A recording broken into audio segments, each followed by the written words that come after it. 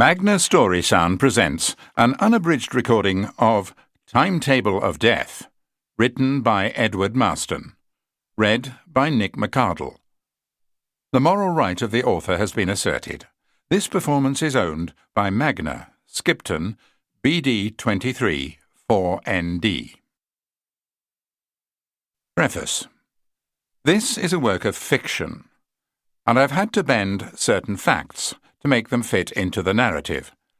I had to create a vacancy for the post of chairman of the Midland Railway and take a few liberties with the publication of the Derby Mercury and with the policing arrangements in Spondon in 1859. At the time, St. Werburgh's Church was known as St. Mary's. It was rededicated to St. Werburgh in the early 1890s. When I visited the church, a wedding was taking place. By contrast, the novel begins with a funeral. The murder of Enoch Stone in 1856 was an actual event. The case remains unsolved. Chapter 1. Spondon, 1859. Perched on the top of a hill, the parish church of St. Mary looked down on the people of Spondon with the fond and caring eye of a doting parent. When it was built at the end of the 14th century, it had been an imposing Gothic structure that seemed too large and grandiose for a small Derbyshire village, and even though it now served a parish of over 1,500 souls, its preeminence architecturally and spiritually remained. Among its multiple functions, it was the social centre of the village, the place where the faithful gathered every Sunday in their best attire to mingle with their friends and neighbours, to exchange views, to share confidences, and to develop stronger bonds. The main topic of conversation that Sunday morning had been the untimely death of Cicely Peat, a lady of some standing in the community, cut down cruelly by disease, when still short of her 50th birthday. As the congregation listened to the handsome tribute paid to her by the vicar during his sermon, a grave had already been dug in the churchyard, and the funeral was already assured of a sizable number of mourners. There was a pervasive mood of sadness and regret, and many a handkerchief was pressed into service. When it was finally over, people came slowly out of St. Mary's to shake the hand of the Reverend Michael Sadler, and mumble a few departing words before glancing involuntarily in the direction of the fine house where Mrs. Peat had lived for so many years. It was a long time before everyone had dispersed. A blanket of sorrow lay over the whole village. Respect for the dead was not, however, a universal feeling. On the very next day, it was certainly not in evidence in the behaviour of two of the younger inhabitants. "Ow!" Lizzie Grindle had pushed her younger brother and made him yelp. "Chase me! Don't muck about," he complained. "I'm fast and there. Get! Can't catch me for a penny cup of tea." To provide more encouragement, she shoved him so hard this time that he stumbled and fell to the ground. He scrambled to his feet with the intention of striking back at her, but she'd already taken to her heels. Sam Grindle gave chase, even though he could never outrun his sister. While she was a tall, rangy, long-legged girl of 12, he was a short, chubby 10-year-old, with a freckled face and piggy eyes. Ordinarily, he couldn't even begin to keep up with her, but the urge for revenge gave him both additional speed and a sense of purpose. Surprisingly, he began to gain on her. Lizzie was delighted that she'd provoked a response. Tormenting her younger brother was her chief pastime, and she was particularly adept at causing trouble, then blaming it on him. She was far more guileful and inventively dishonest than Sam. As a result, it was the boy who, more often than not, felt the anger of his father's hand. The children of Walter Grindle, the blacksmith, were familiar figures in the village, always arguing, always making a noise, always darting about, always up to some kind of mischief, or so it appeared to onlookers. What they saw early on that Monday morning was a girl shrieking madly as she was pursued by a podgy lad issuing all kinds of dire threats against her. On the day before a funeral, it was unseemly. Tongues were clicked and dark looks exchanged, but they had no effect on Lizzie Grindle. She was in her element, goading her brother and pretending to be frightened of him before turning to give him a contemptuous giggle. While she ran on with the ease of a natural athlete, his legs began to tire and his lungs to burn. Sam was soon reduced to a painful plod. Lizzie immediately changed the rules of the game. Instead of being a race that only she could win, it became an exhilarating exercise in hide-and-seek. She concealed herself in doorways, ducked under carts, and disappeared behind a horse for several minutes at one point. Each time her brother eventually found her, but before he could grab her, she was off in a flash to her next fleeting refuge. When she reached Church Hill, she still had enough strength to run up it, and enough devilry to stand there and mock him with rude gestures. Panting audibly and hurting badly, Sam lumbered bravely on, determined to get even with her somehow. The churchyard offered a whole range of hiding places, and Lizzie went skipping between the headstones in search of the best one. She quickly found it. The open grave of Cicely Peat beckoned. It was perfect. Her brother would never dream of looking in there. Untroubled by any thoughts of the impropriety of using someone's last resting place as a source of childish fun, she hared across the grass and jumped happily into the grave. It was only then that she discovered it was already occupied. Lizzie Grindle's scream of terror could be heard half a mile away. Chapter 2. The invention of the electric telegraph had been a boon to Scotland Yard. Messages that might have taken several hours to deliver by other means could now be sent in a matter of minutes. A national network was slowly being set up along the routes taken by railways and canals. Communication had therefore quickened by leaps and bounds. There was, however, an element of frustration for the recipient, because the information transmitted by telegraph was often terse. Edward Tallis voiced his usual complaint. "Why can't they give us more detail?" he asked. "We must accept the limitations of the service, sir," said Robert Colbeck tolerantly. "By its very nature, a telegraph encourages abbreviation. We should be grateful for what it can do, and not criticize it for being unable to send an exhaustive report of a particular crime." He glanced at the missive in Tallis's hand. "From where did this one come?" "Derby." "What's the name of the victim?" "Mr. Vivian Quayle.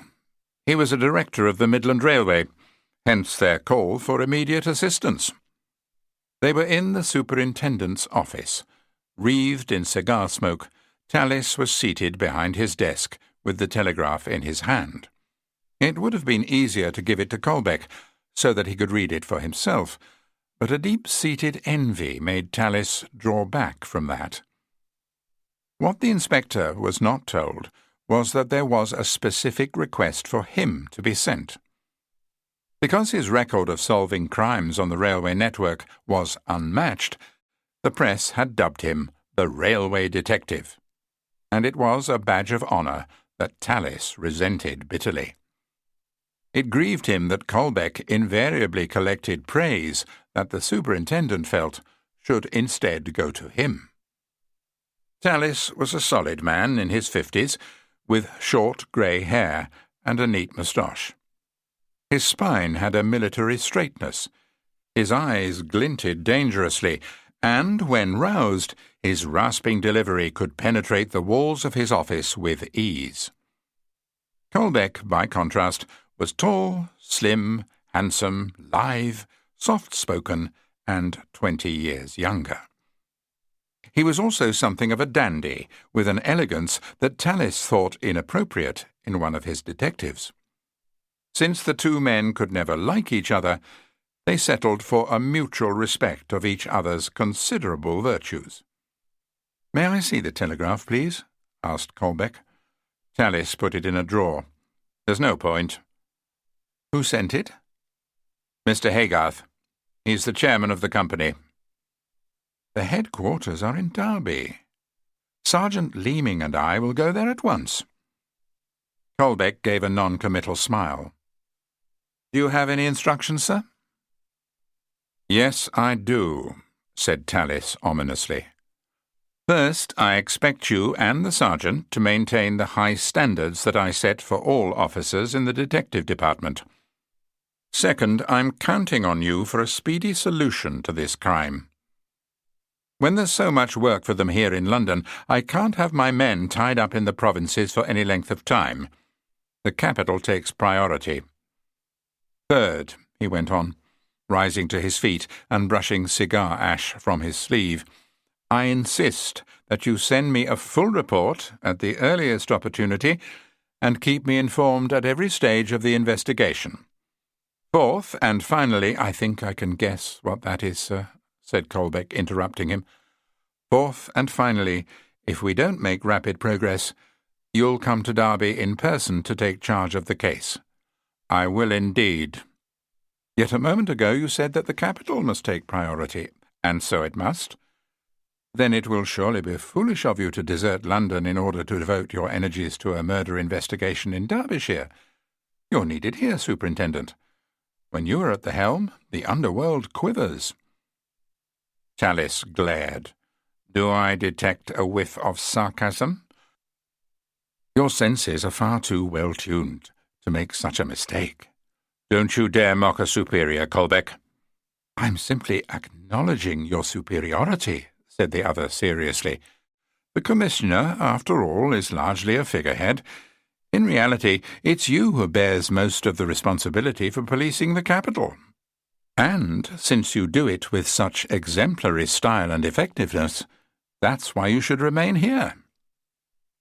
Edward Tallis was unsure whether to be flattered by the praise or irritated by the smoothness with which it was delivered. By the time the superintendent made up his mind, it was too late. Colbeck had left the room. Panic had seized the village of Spondon. The shocking discovery of a murder victim in their churchyard had unsettled everyone and set off fevered speculation. Though he did his best to reassure his parishioners, the vicar was unable to quell the mounting alarm. Michael Sadler was a short, slight man in his 50s, with the remains of his white hair scattered in tufts over his pate.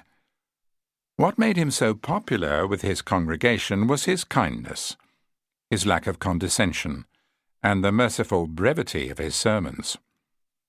More discerning worshippers also admired the soundness of his theology and the sheer breadth of his learning.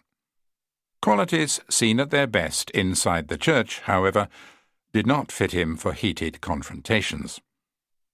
When he found himself caught up in one that morning, he was clearly out of his depth. "I insist!" yelled Roderick Peat. "So what?" retorted Bert Knowles. "Do as you're told, man. I've done it already. Don't be so exasperating." Now, gentlemen," said the vicar, trying to intervene. "There's no need for discord. I'm sure that this matter can be settled amicably." "We are talking about my wife's funeral," said Pete, shaking with rage. Knowles pointed a finger. "Then there's her grave." "Damn your impudence!" "Please," chided the vicar, a hand on his arm. "Let's moderate our language, shall we, Mr. Pete? Never forget that we're on consecrated ground." Pete bit his lip. "I do apologize, Vicar." "You'd do well to remember that this is a churchyard, Bert." Knowles shrugged. "Aye, happen I should." But he was clearly unrepentant. Knowles was a sturdy man in his 60s with a gnarled face, a farm labourer who supplemented his low wages by digging graves and doing odd jobs in the village. He was not a churchgoer.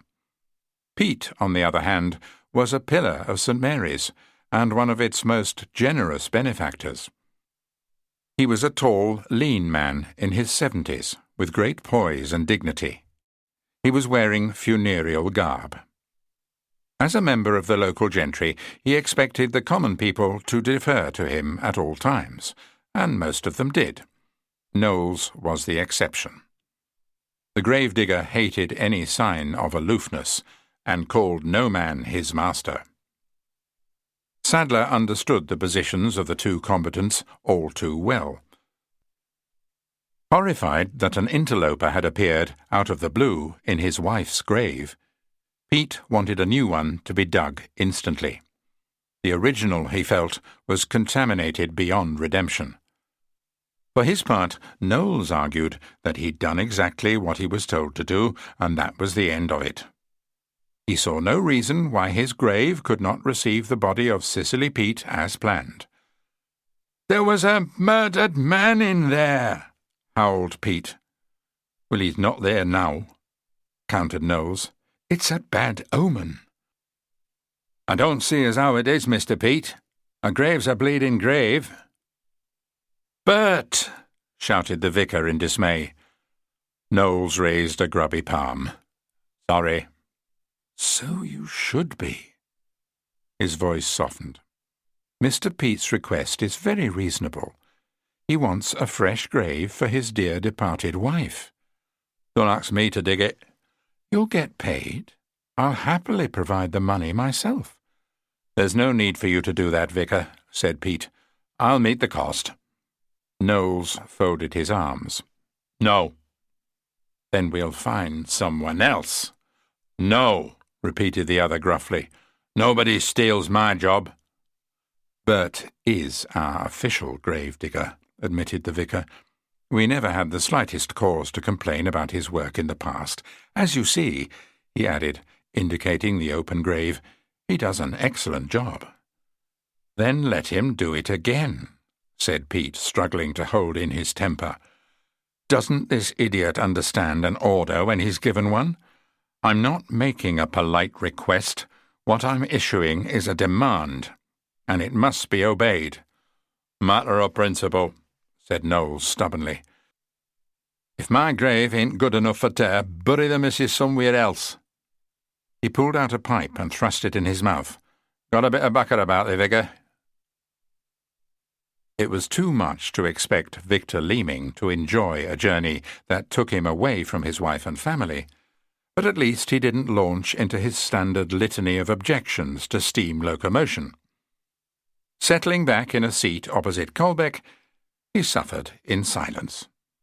The train to Derby had set out from King's Cross Station, the London terminus of the Great Northern Railway. Because it had no terminus in the capital, the Midland Railway had been forced to come to an agreement with one of its chief rivals, making use of the latter's tracks between London and Hitchin.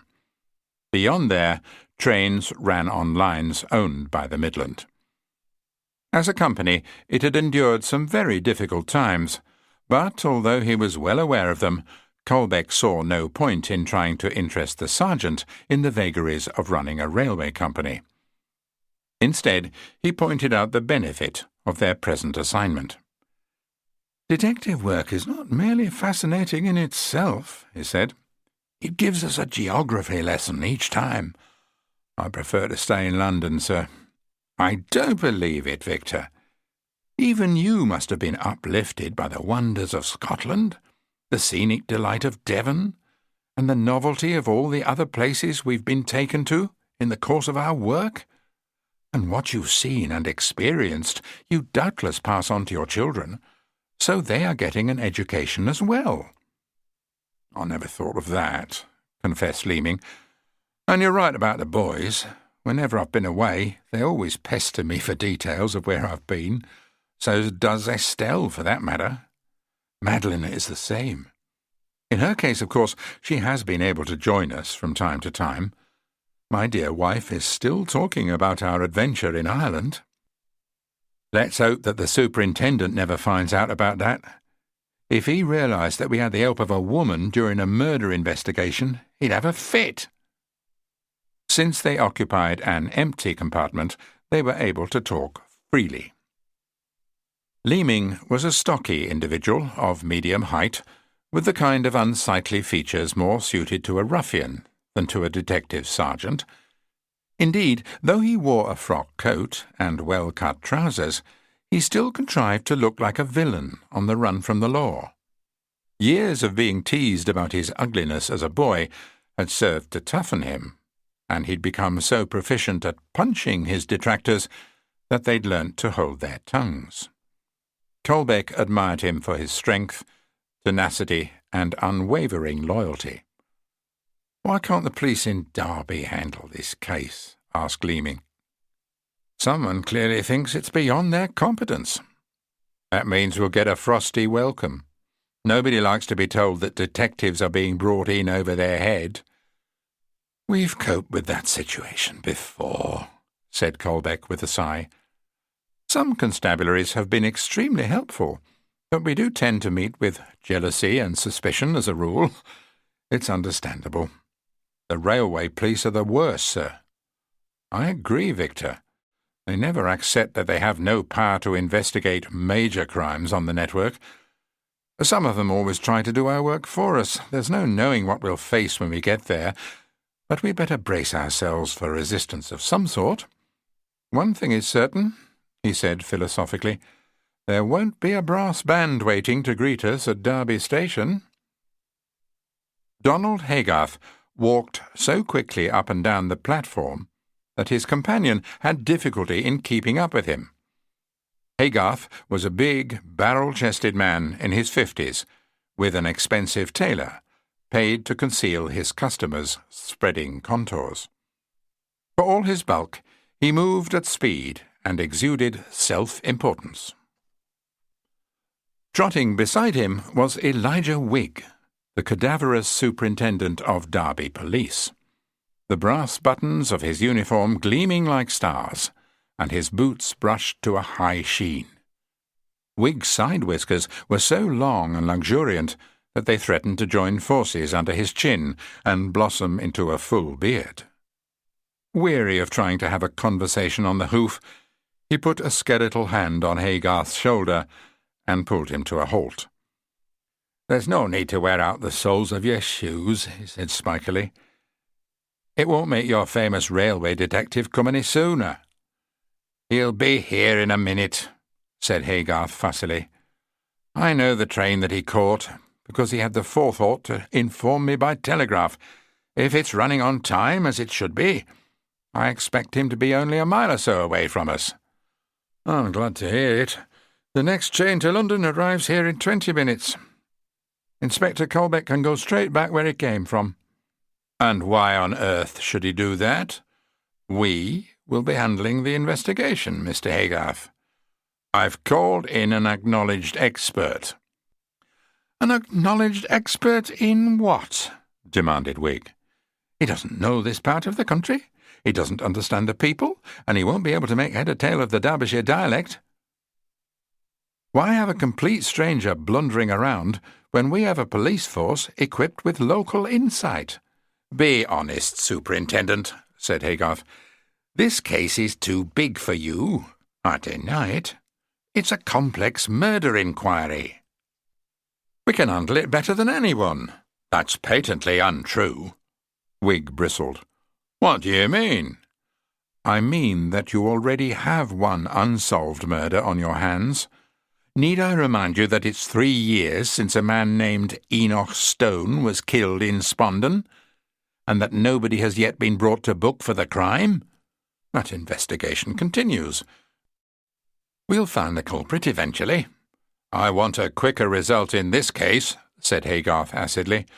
"That's why I've turned to Scotland Yard. I don't have 3 years to wait for the arrest and conviction of the man who murdered Mr. Quayle. You keep chasing your tail over the Enoch Stone case, Superintendent. I need Inspector Colbeck to take charge of this one." Elijah Wigg spluttered. Before he could reply, however, he was diverted by the sound of a train's approach, and saw it powering towards them in the distance. When he took his watch from his waistcoat pocket, Haygarth was delighted to see that the train was punctual. He walked briskly back up the single platform with Whig scampering at his heels. When the train finally squealed to a halt, there was a tumult of hissing steam, acrid smoke, and the systematic clamour of compartment doors being opened. While passengers were waiting to climb aboard, others were welcoming those who'd just alighted. Haygarth didn't need to find the detectives. As soon as he stepped onto the platform, Colbeck had spotted the police uniform and made straight for it. Introductions were performed. Whig glowered. Haygarth beamed. Colbeck tossed an approving glance at the station itself, and Leeming stretched. "I'm so glad that you've come," said Haygarth, pumping the hands of the newcomers in turn. "I've reserved rooms for each of you at the Royal Hotel. You will, of course, be staying at the expense of the Midland Railway." "Thank you, sir," said Colbeck, "but the sergeant and I are still very much in the dark. What we'd like to do in the first instance is to visit the scene of the crime and learn what steps have been taken by the police." "We've done all that's appropriate," said Whig officiously. "We're not bumpkins in some rural backwater, Inspector.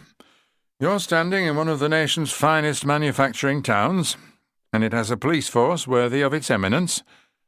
We follow the correct procedures here. My suggestion is that we have your luggage sent to the hotel so that you can accompany me to Spondon." "We just stopped there," said Leeming. "Is that where the murder occurred?" "It is, Sergeant." "You have a police station there?" "No, but we have 6 constables, all local men." "They're well-meaning fellows," observed Haygarth, "but they're not trained detectives. In fact, they're still struggling to solve a murder that took place in the village 3 years ago." "That's irrelevant," snapped Whig. "I beg leave to doubt that, Superintendent," said Colbeck. "The overwhelming majority of villages in this country, I'm pleased to say, have never had a single homicide. Yet Spondon, it appears, has had 2 in the space of 3 years. The place has already aroused my interest. Did Mr. Quayle, the more recent victim, have any connection with the village?" "None whatsoever," replied Haygarth. "He lived in Nottingham." "Then what was he doing there?" "I'll be grateful if you could find out, Inspector." "How was he killed?" "We're not entirely sure. We await the results of a post-mortem." "This case gets more intriguing by the second," said Colbeck, smiling. "It is positively swathed in mystery. Thank you for inviting us here, Mr. Haygarth. I have a feeling that Derbyshire is going to yield a whole battery of surprises." Leeming turned to Whig. "Do you have any suspects?" he asked. "Are there any people who would profit directly from Mr. Quayle's death?" "Yes," said Whig, seizing a chance to embarrass Haygarth. "One of them is standing right next to you, Sergeant." "How dare you!" exclaimed Haygarth. "Facts are facts, sir. There's a vacancy for the chairmanship of the Midland Railway. Vivian Quayle was the obvious candidate, but you also threw your hat into the ring. His death leaves the field clear for you," said Whig, enjoying the other man's obvious discomfort. "What's more, you know Spondon intimately, because you were born there." He stroked a side whisker, as if it were a favourite cat. "I'm bound to find that a cause for suspicion." Chapter 3. Peace had finally been restored at St. Mary's Church, and although both disputants still nursed hurt feelings, a compromise had been reached. The Reverend Michael Sadler might know little about exerting control over a furious argument, but he knew a great deal about grief and its corrosive effects. Having persuaded Roderick Peat to return home, the vicar had worked subtly on Bert Knowles, urging him to show compassion towards a bereaved husband, and reminding the gravedigger of how he had felt in the wake of his own wife's death some years earlier. Seeds of doubt were planted in the man's mind. They were irrigated in the vicarage, where Knowles was offered the rare treat of a glass of sherry. And when he'd downed that in an unmannerly gulp, a second glass. The memory of his loss was still a raw wound for Knowles. Tears welled up in his eyes as he recalled it, and while he still smarted at Pete's display of arrogance, he came to see that they did have a kinship of sorts.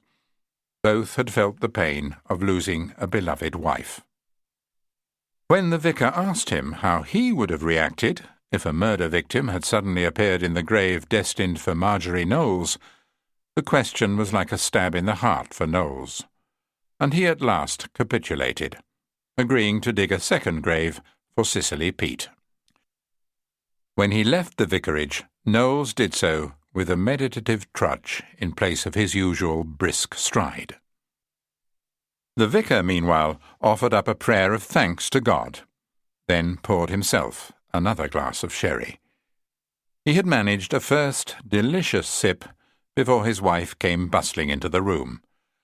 "There are 3 strangers in the churchyard," she said querulously. "Surely not, my dear. There's a constable at the gate to keep everyone out. I could have sworn that I saw them." Enid Sadler was a pale, thin wraith of a woman with poor eyesight and a habit of nodding her head whenever she spoke. The discovery of the dead body in a grave dug for someone else had shredded her nerves, and her hands still shook. "Leave it to me," said the vicar solicitously, helping his wife to a chair, then handing her the glass of sherry. "Drink this. I won't be long."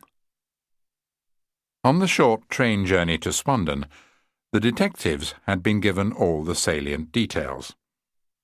When the corpse had been found in the churchyard, it had been identified from the business card in the man's wallet. There were no marks of violence on Vivian Quayle, and since he had a pocket watch and money on him, robbery could be ruled out as a motive for his murder. It was the local doctor who'd established that the man had been poisoned, but he was unable to say which particular poison was used or how it had been administered. The body had been removed to the home of Dr. Hadlow, where it was awaiting a post-mortem. Colbeck, Leeming, and Whig stared into the open grave. In the course of removing its uninvited guest, 2 of the local constables had inadvertently kicked some of the earth piled up beside it into the cavity and left their footprints along its edge. The neat handiwork of Bert Knowles had been badly disturbed. "I feel sorry for the girl," said Colbeck. "When she jumped in there, she must have been frightened to death." "Who wouldn't have been?" asked Leeming sympathetically. "In my view," said Whig bluntly, "she got what she deserved. Lizzie Grindle and her brother shouldn't have been playing in the churchyard. If they were my children, I'd have given them a good hiding." "Do you have children, Superintendent?" "No, Sergeant. As it happens, I don't." "I thought not," said Leeming. "Being a father makes you look at things very differently. I have 2 sons. If one of them had been through this experience, I'd have wanted to help them to cope with it. The poor girl in this case is young and vulnerable. She may have nightmares for years to come." Whig was brusque. "Serves her right." "How was he found?" asked Colbeck, staring at the grave. "I mean, in what exact position was he lying?" "He was stretched out on his back, Inspector." "So he wasn't just tossed in there?" "Apparently not." "Was his clothing torn in any way?" "No," replied Whig. "It was sullied, of course, but that was inevitable. You'll be able to judge for yourself when I take you to meet Dr. Hadlow. The coroner has been informed and is sending someone out to conduct the post-mortem."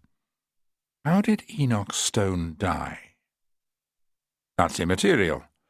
We're always interested in unsolved murders." "We'll solve it one day," said Whig stoutly. "Have no fear." "You haven't answered the inspector's question," said Leeming. Who was Enoch Stone, and how was he killed? "I can tell you that," said the vicar as he walked towards them. "I'm relieved to see that you're here, Superintendent. Unable to see you properly, my wife was afraid that you were grave robbers." He gave a dry laugh. "Technically, I suppose, it was Mr. Quayle who deserves that appellation. It was he who robbed Cicely Peat of her grave. A new one is going to be dug." He looked at Colbeck and Leeming. "Welcome to St. Mary's, gentlemen. I'm Michael Sadler, the vicar."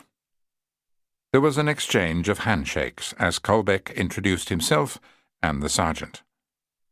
When he told the vicar that they'd taken charge of the investigation, he saw the superintendent wince. Evidently, Whig was going to be a problem for them. In his eyes, it was the Scotland Yard detectives who were the grave robbers. They'd stolen the case from right under his nose. "In answer to your questions," the vicar began, "Enoch Stone was a man of middle years who worked as a framework knitter." He saw the bewilderment on Leeming's face. "Anyone in Spondon will tell you what that is, Sergeant. One night in June 1856, Stone was found on the Nottingham Road with severe head injuries. He'd been battered to the ground, then robbed." "There's no need to preach a sermon about it, Vicar," said Whig impatiently. "We're here to investigate the murder of Mr. Quayle." "Let the vicar finish," said Colbeck. "We're learning something about this village, and the information is invaluable." Thank you," resumed the vicar. "In brief, Stone was still alive after the assault, and was carried to the home of Dr. Hadlow. Though nursed throughout the night, he succumbed to his injuries and died. Everyone was shocked. Stone was a quiet and well-respected man who was universally popular, all the more so because he was also a musician. When a reward of £100 was offered, the people of Spondon were quick to add another £20 to the amount. Sadly, it failed to bring forth information leading to the arrest of the malefactors. "That's enough of the Enoch Stone," said Whig testily. Colbeck raised an eyebrow. "Were you in charge of the investigation?" "I was, Inspector, and I still am. The search for the killer continues." "I admire your dedication. We never give up." "But this is a relatively small village," observed Leeming. "That should have made your task much simpler. We've had to solve murders in major cities where killers have to be winkled out of a large population." Whig was nettled. "If you think it's easy to solve a murder in Spondon," he said, rounding on the sergeant, "I'll be interested to see how you fare with the present case, especially as you're doing so with no knowledge whatsoever of this village and its inhabitants." He jabbed a finger at Leeming. "Show me how it's done." "We gladly accept your challenge, Superintendent," said Colbeck suavely. "But don't underestimate our capacity for learning, and for doing so quickly. It seems we've come too late to catch the person or persons responsible for the death of Enoch Stone, but we can assure you that whoever murdered Mr. Quayle will not remain at liberty for long." "Derby?" "Yes, Father," she said. "There's been a murder at a village nearby." "Then I pity Robert." "Why is that?" "He'll have to travel on the Midland Railway," said Caleb Andrews. "It's a dreadful company, even worse than the GWR." "The victim was a director of the Midland Railway." "That proves my point. The killer was probably a discontented customer, and there are plenty of those, believe me." Madeline Colbeck was so struck by the absurdity of her father's claim that she burst out laughing. It only encouraged Andrews to repeat his claim. Having retired after a lifetime service on the railway, the former engine driver had contempt for all the companies except the one for whom he'd worked. In the past, he'd reserved his bitterest criticism for the Great Western Railway, but Madeline now discovered he was ready to pour even more scorn on the Midland. "It's a complete hodgepodge, Maddie," he said. "It's made up of 3 companies who should have been strangled at birth. North Midland, Midland Counties, Birmingham and Derby Junction. Not one of them could provide a decent service. When they joined together to form the Midland Railway, they fell into the hands of a money-grubbing monster named George Hudson. Yes, I know. Robert has told me all about the so-called Railway King. He was forced to resign in the end, wasn't he? He should have been lashed to the buffers of one of his own engines. But he was hailed as a hero at one time. Not by me, wasn't. From the very start, I thought he was a crook." Madeline let him rant on. When her father was in such a mood, he was like a locomotive with a full head of steam, and had to be allowed to let some of it off.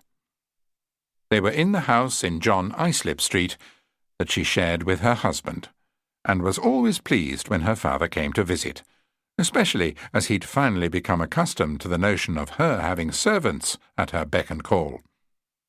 Andrews was a short, wiry man with a fringe beard, now salted with white hairs. Rocked by the death of his wife years earlier, he'd been helped through the period of mourning by his daughter, who'd had to accommodate her own anguish at the same time.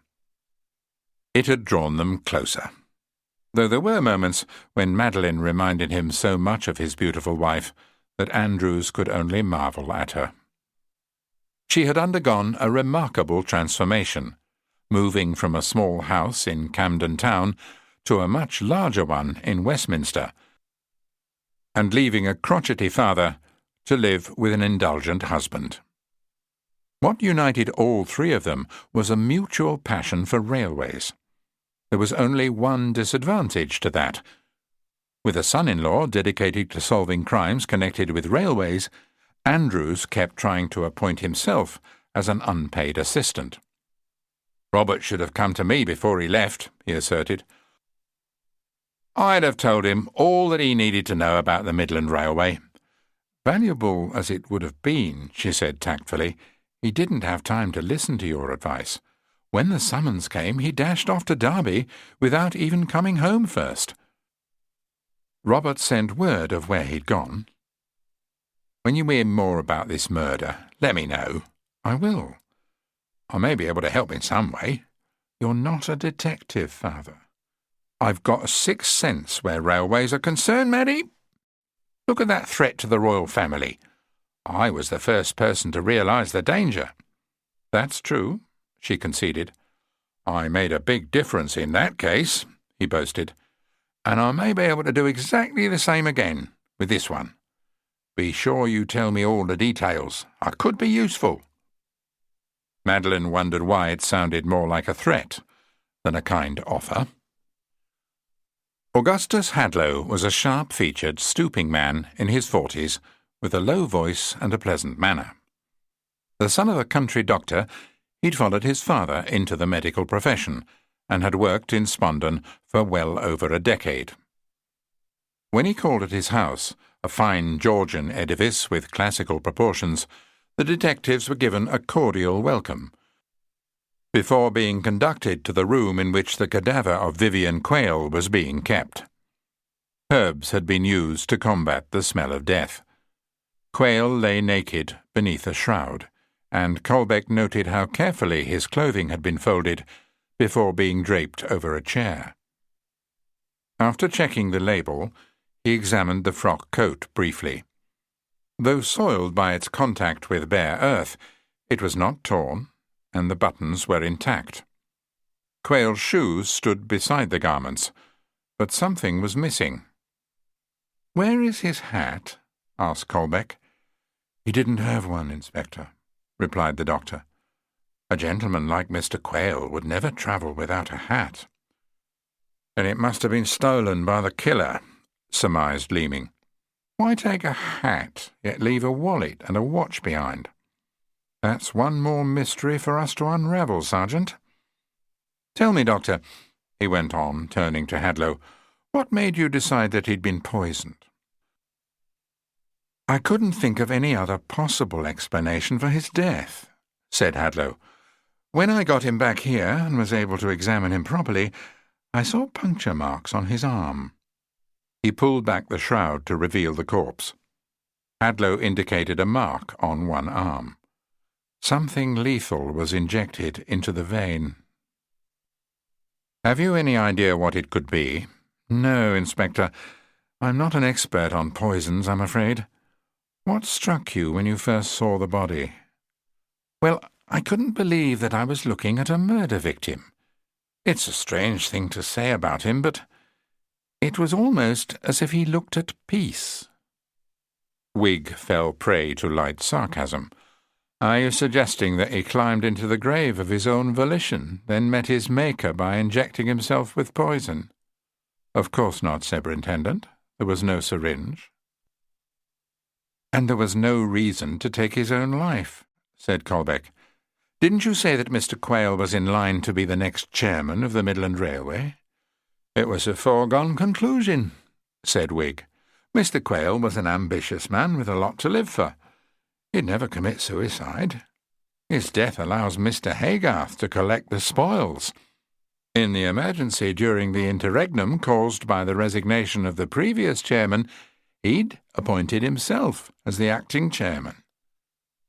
Colbeck remembered that in the telegraph sent to Scotland Yard, Haygarth was described as the chairman. Before the board approved of his appointment, he had already promoted himself. Both detectives had been studying the corpse and trying to work out what Quayle must have looked like when alive.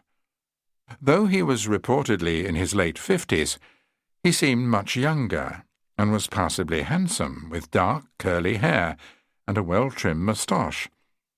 Even in that undignified position, he somehow looked a more imposing figure than Donald Haygarth. Responding to a nod from Colbeck, the doctor covered the body up again. "Can I ask you a question, Dr. Hadlow?" said Leeming. "You were involved when Enoch Stone was killed, weren't you?" "Do we have to drag that case up again?" protested Wig. "You told us that the investigation was ongoing, Superintendent." "Yes, but you're not here to meddle in it. One murder is enough to keep you occupied, I fancy. Please confine yourself to that." "We're bound to wonder if there's any link between the two killings." "None at all," said Wig. "Don't you agree, Dr. Hadlow?" "On the face of it," replied the other, "I'd have to endorse your opinion. Stone was the victim of a brutal assault, while Mr. Quayle seems to have escaped violence. Then, of course, their stations in life were far apart. One came from humble stock, while the other was extremely wealthy, if his attire is anything to judge by. I see no connection between the two crimes, Sergeant." "Except the obvious one," added Colbeck. "Both men were killed in Spondon.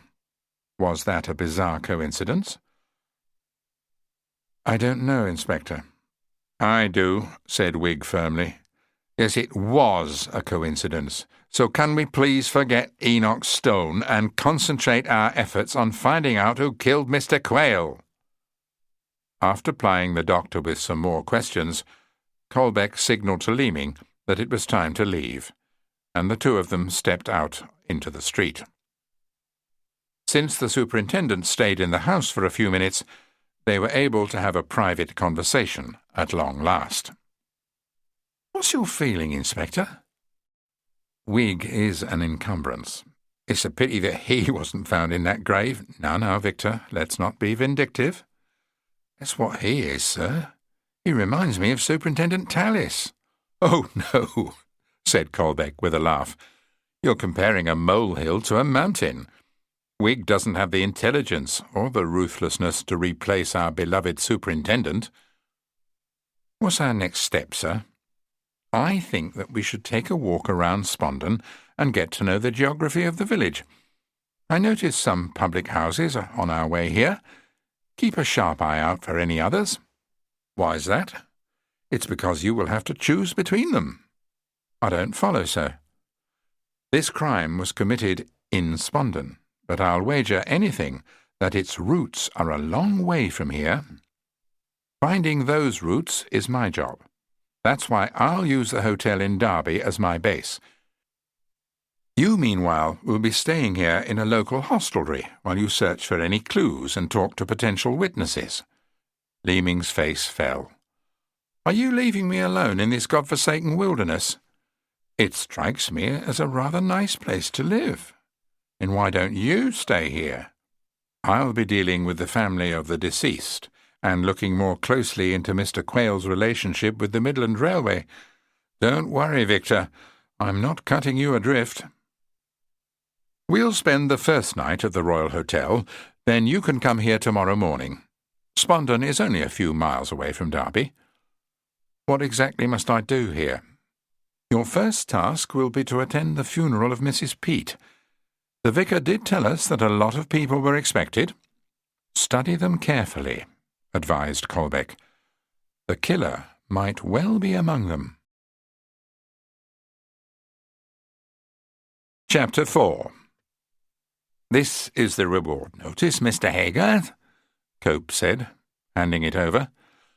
"I've arranged for copies to be put in Spondon itself, and all over Derby.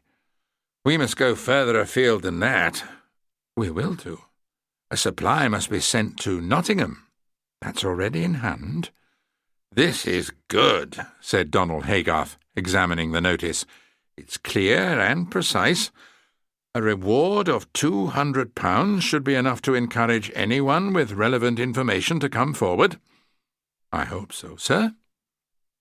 Maurice Cope was a short, stringy, thin-faced man in his late 30s, with a self-effacing manner and an eagerness to please. He'd worked at the head office of the Midland Railway since its formation, and watched the internal battles on its board of directors attentively, so that he could align himself with the more influential members.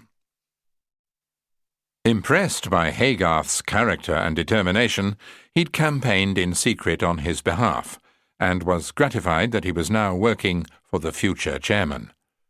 There were, however, clouds on the horizon. "I should warn you that there have been rumblings," he said. "About what, may I ask?" "They're about the size of the reward, for a start, sir. Some people have complained that it's far too high, and that there should have been a board meeting in order to authorize it." "Nonsense!" exclaimed Haygarth with a dismissive gesture. "In a crisis such as we face, immediate action was called for. That's why I took it upon myself to summon Inspector Colbeck and have these reward notices printed. If we'd had to wait days until members of the board could be brought together for discussion, we'd have lost all momentum." "I agree, Mr. Haygarth. Someone had to step into the breach." "You were the ideal person," said Cope ingratiatingly, "and we are fortunate to have you. Inevitably, however, there has been criticism of the way that you took control of the situation. Mr. Quayle and I were the only candidates for the chairmanship. When he was murdered, it was only natural that I should assume the office." "Thank goodness you did, sir. I wish that all my colleagues saw it that way." "I'm sure they'll come to do so in time." They were in the headquarters of the Midland Railway, the place from which its complex network of services was controlled.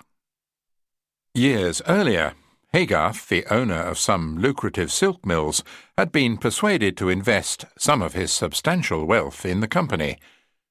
In return, he was given a seat on the board of directors, and immediately began to gather like-minded people around him. Intelligent, ambitious, and politically adroit, he'd waited until a vacancy had occurred for the chairmanship, then put himself forward. He'd been needled when the general preference seemed to be for Vivian Quayle. "Mr. Quayle had many virtues," he said, "and I'll be the first to admit that.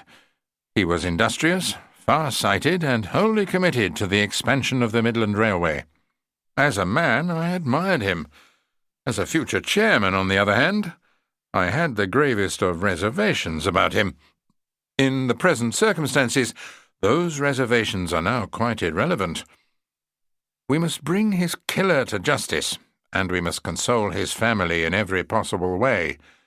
In posting a large reward, and in bringing the railway detective here, we are sending out a message that any enemies of this company will be swiftly hunted down." Your prompt action is to be commended, Mr. Haygarth. I've given statements to the press, and much of what I said will be included in the obituaries of Mr. Quayle. He will be deservedly mourned. As for my critics, he went on, waving the poster in the air, you may tell them that the costs of printing and distribution will not fall on the company. Along with the reward money, I will gladly pay them out of my own pocket. That's extraordinarily generous of you, sir. I want my colleagues to know the sort of man that I am. They'll be impressed. But there's just one question I'd like to ask. What's that? If the crime is solved by Inspector Colbeck, will he get the full reward of £200? Haygarth's face darkened. We'll have to see about that. Big, solid, and with a commanding presence in the town, the Royal Hotel offered good accommodation and an excellent menu in its dining room. As they enjoyed their meal there that evening, Robert Colbeck had no cause for complaint. Victor Leeming, however, kept glancing wistfully around. From the next day onwards, he knew he'd be eating plainer fare and sleeping in a far less comfortable bed, above a noisy bar in a Spondon public house. Sensing the sergeant's dismay, Colbeck tried to cheer him up. You'll like it there, Victor. It's what you've yearned for, after all. Leeming was baffled. Is it? Yes. I've lost count of the times you've moaned about bringing up your family in a big city, with all the dangers that implies.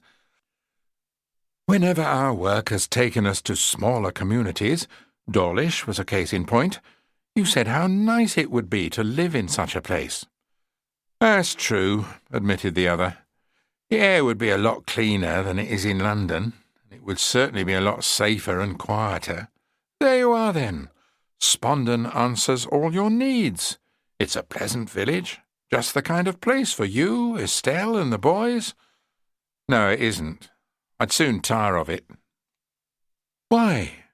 There's so little to do in a small village. Nothing ever happens there. Colbeck grinned. I wouldn't describe 2 murders in 3 years as a case of nothing ever happening. There are 6 constables there, remember? So there must be a lot of petty crime to police. Throwing drunks out of a bar and keeping naughty children out of the churchyard is not my idea of work, Inspector. I thrive on action. Don't treat naughty children with such contempt. It was 2 of them who first discovered that a murder had occurred. They set this investigation in motion. Bear that in mind. You should make a point of meeting the pair of them. I will, sir, said Leeming, and I'm sorry to complain. It's only right that one of us explores Spondon properly. If truth be told, I'll feel more at home in a village pub. Luxury like this always makes me uneasy. It's a strange paradox. Comfort makes you uncomfortable. I'm like a fish out of water here. It's Spondon for me. That's where the crime took place, and where, in all probability, the killer lives. Why do you say that? He knew that there was an empty grave handy at St. Mary's. That could have been a case of serendipity. Leeming frowned. You've used that word before, but I forget what it means. It means that if you stumble upon something that serves your purpose, you take full advantage of it. When the killer chose St. Mary's, he may have been unaware that there was an appropriate place for a dead body. He's obviously somebody who knows the village. Colbeck agreed, but that doesn't mean he still lives there. What we do know about him is that he has a macabre sense of humour. Most killers try to conceal their victims in order to slow down the process of detection. This man did the opposite. He wanted that corpse to be found. I keep thinking about that missing top hat. If we find that, it will have the name of Mr. Quayle inside it. How do you know? I checked the label on his coat. His name was sewn into it. Among the many places I need to visit is the Nottingham tailor patronised by Mr. Quayle. He was a man of exquisite taste. Where else will you go, sir? I'll visit the home of the deceased and make discreet inquiries there, and I'll certainly need to look into the workings of the Midland Railway. Mr. Quayle was intimately involved in them. He had power, and that always creates enemies. Mr. Haygarth was one of them, said Leeming, recalling their meeting with the acting chairman. He made a song and dance about the importance of catching Mr. Quayle's killer, but I didn't get the impression that he was really sorry that the man had died. Secretly, he must be delighted. He's just too cunning to show it. My feeling exactly, Victor. You think that someone from the Midland Railway is behind it all? It's not impossible, said Colbeck, thanking the waiter with a smile as the man cleared away their plates. It's equally possible that someone employed by a rival company is implicated. One sure way to disable the Midland is to get rid of the man who is about to become its chairman. Think of the impact on the morale of all the employees of the company. This will have shaken them badly. It didn't shake Mr. Haygarth. I noticed that. I know that Superintendent Wigg only said it by way of a jest, but should we put Haygarth on the list of suspects? I can't see him killing another man, but he looks capable of hiring someone to do his dirty work. We must keep